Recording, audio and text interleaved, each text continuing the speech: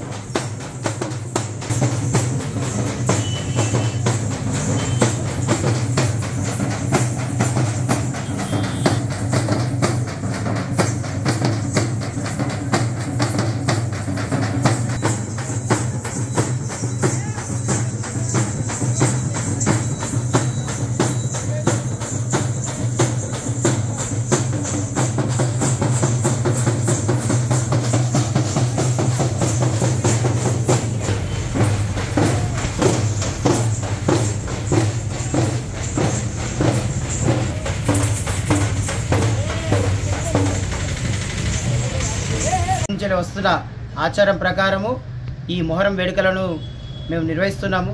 దీనికి భక్తులు తమ తమ కోరికలను కోరుకుంటూ పులి వేషధారణలతోటి మంచి ఘనంగా నిర్వహిస్తున్నారు. భక్తులు కూడా తమ తమ కోరికలను ఇక్కడికి వచ్చి ఈ దేవులను కోరుకుంటూ నెరవేర్చుకుంటున్నారు. ఈ మొహరం అనేది మనందరికీ తెలిసిందే. హిందూ ముస్లింల ఐక్యతకు నిదర్శనంగా మనము వేడుకలు నిర్వహిస్తున్నాము. భక్తులు కూడా ఈ హుస్సేన్ అనే వారి ప్రాణ త్యాగాలతోటి చేసుకున్న పండుగను గుర్తుగా చేసుకుంటున్నాం. మొహరం వేడుకలను మన జగిత్యాల పట్టణంలో కూడా మనం ఈ మొహరం వేడుకలను 18వ తారీఖు నాడు ఘనంగా నిర్వహిస్తున్నాము.